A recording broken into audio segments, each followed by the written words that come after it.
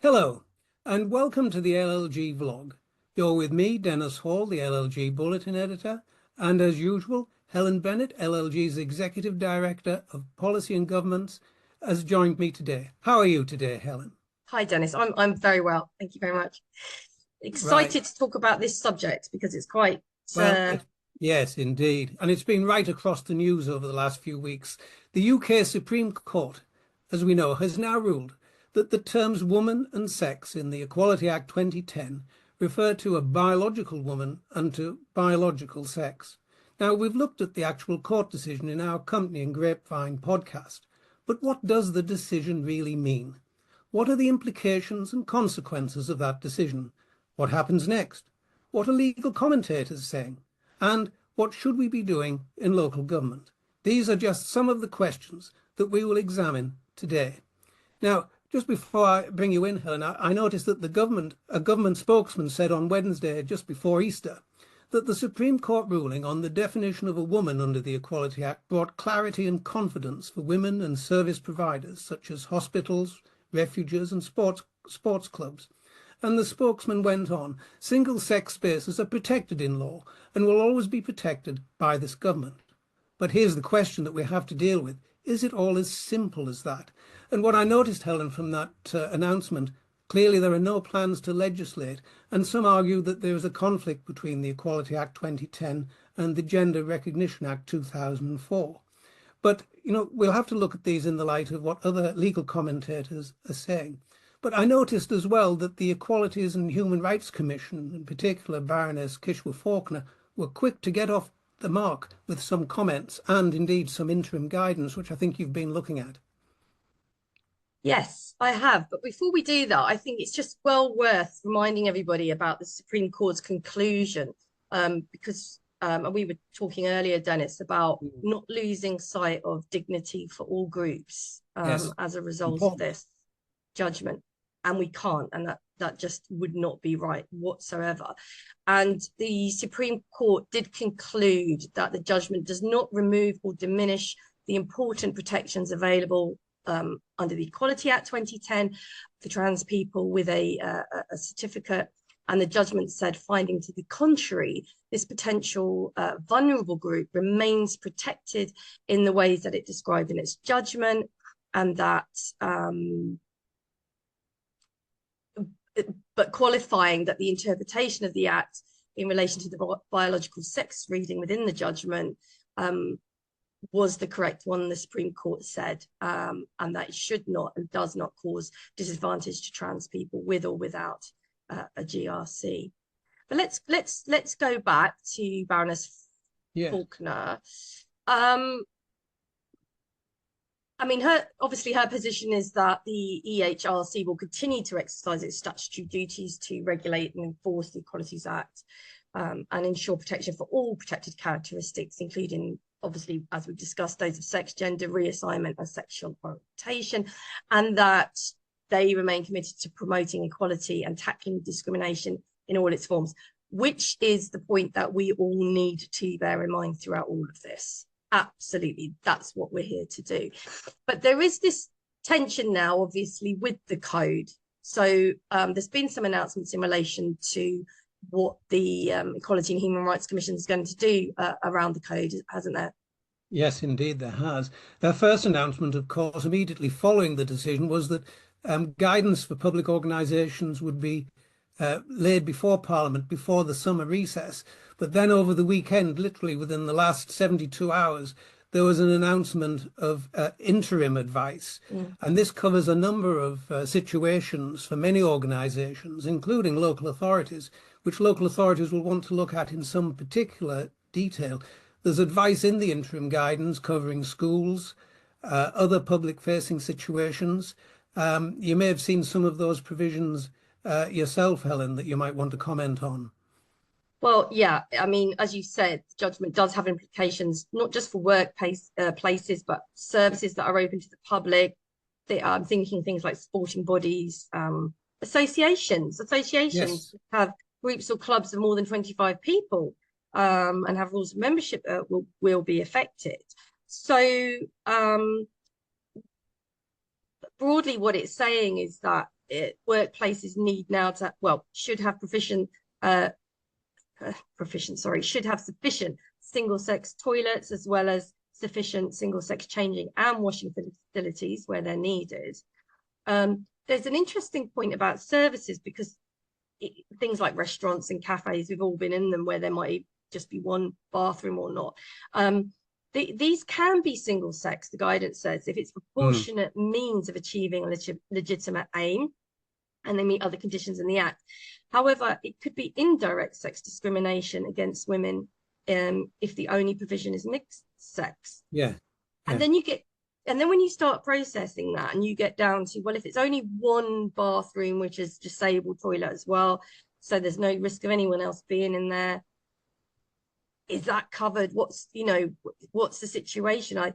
I don't envy our members in practice who have to navigate what actually are more complex decisions than we might otherwise have thought. That is undoubtedly true. The interim guidance speaks of other things as well, which you'll have seen. And I think this particular point is interesting. The interim guidance says trans women should not be permitted to use the women's facilities and workplaces or public-facing services like shops and hospitals. And the same applies to trans men who are biologically female using men's toilets. But also it says this, and this is the interesting bit, the UK Equalities Watchdog also said that trans women and men should not be put in a situation, should not be put in a position where there are no facilities for them to use. And that's been made clear, and I think it's an important balancing comment in light of the decision that's been made. Our members will be particularly interested in what the interim guidance has to say about schools, and it says this: schools must provide single-sex changing facilities to boys and girls over the age of 8, according to this new interim guidance. Suitable alternative provisions may be required. Again, this is important for trans pupils, and the watchdog was clear about that. Trans girls should not be permitted to use the girls' toilet or changing facilities, and pupils who identify as trans boys, that's biological girls, should not be permitted to use the boys' toilet or changing facilities. No. But as we said earlier, all of this guidance is to be the subject of review and final guidance issued before the parliamentary recess this summer. Well, that's right, but it's absolutely got to be the position that there are some forms of facilities available for all. Yes. Because to not do so, it's and the guidance is very clear about that. I understand we're going to wait. We have to wait for the rules, the guidance around competitive sports. We're not there yet on that. Yeah. Do we have any timelines, Dennis? Sorry. The only timeline I've seen is the one regarding the final guidance that the EHCR will deal with by the end of the summer, and I haven't seen any in relation to anything else on this. Have you? No, I haven't. That's why I raised the question. I think we'll have to, but I imagine nobody's going to procrastinate on this because it's so vitally important. It's interesting that it's interesting you mentioned timelines, because I haven't seen anything about whether the LGA or our sector will be consulted. And I would have thought, and this point was made by a commentator on TV, although it was more of a political point, but I think it could be a valid practical point, that should there be a consultation with our sector and the LGA and other interested bodies as well before guidance is issued. There's no sense in my mind, nor have I seen anything that suggests that there will be a consultation phase built into any timelines. I think that's interesting. Perhaps the EHCR take the view, well, whatever they advise is a matter for them. But there are many things like this where you might expect a broader consultation with interested parties and groups.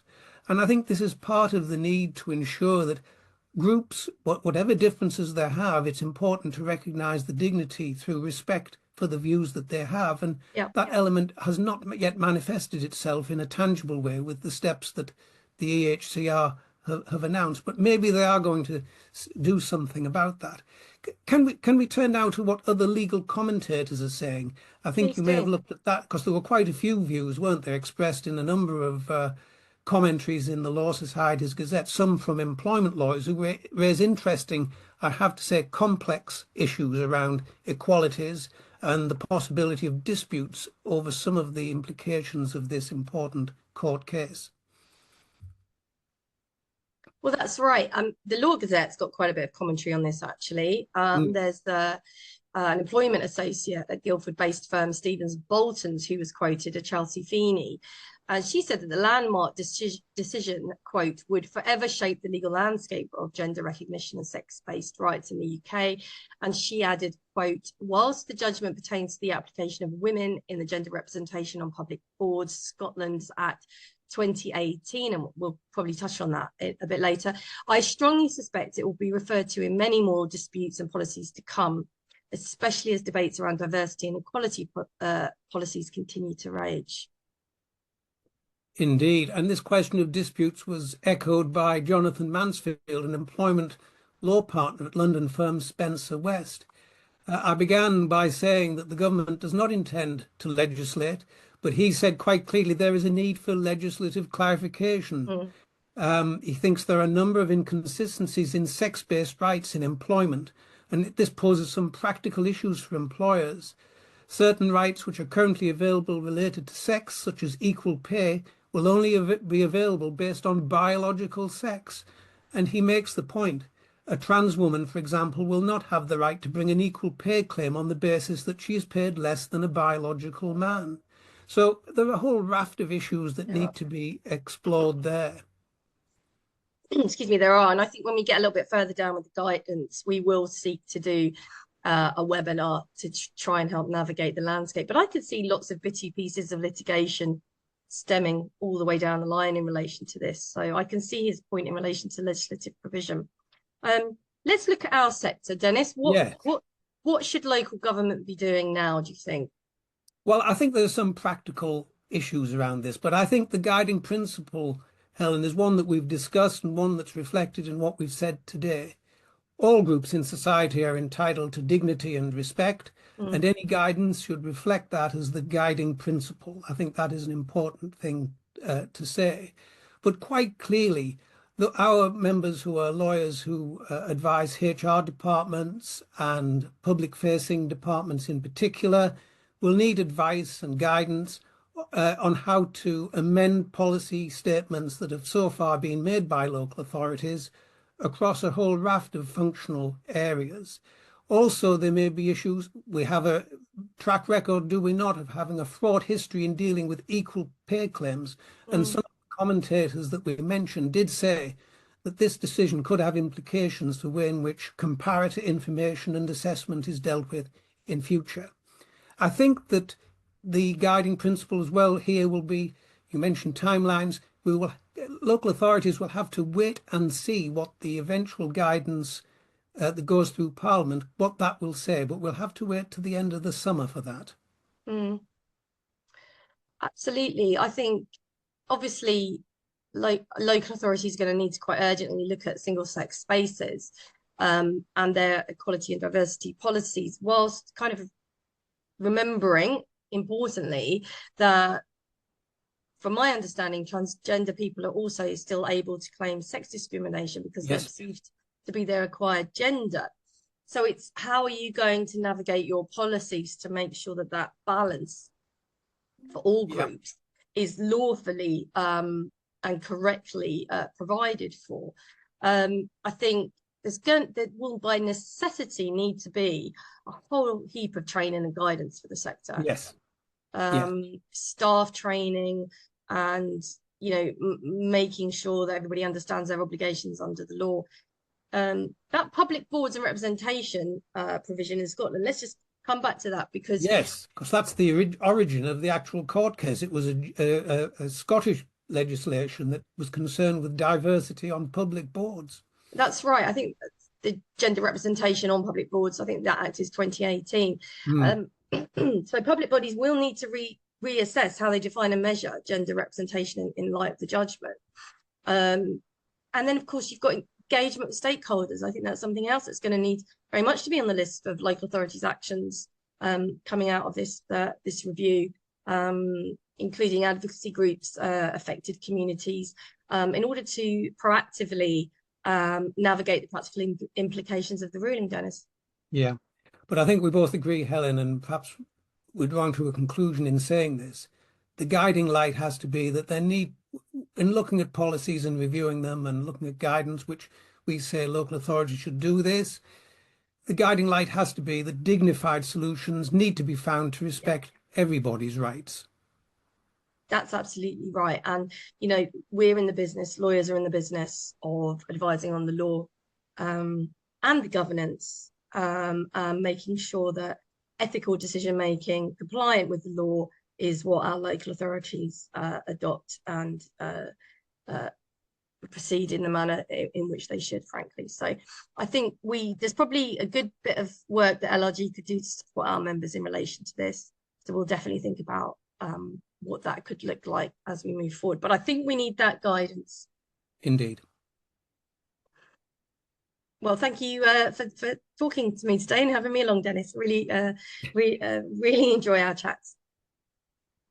As ever, interesting, and let's see what happens next, because a lot of people will be interested in this. Now, members will be keen to know how they should advise on this very difficult issue to advise upon. Absolutely.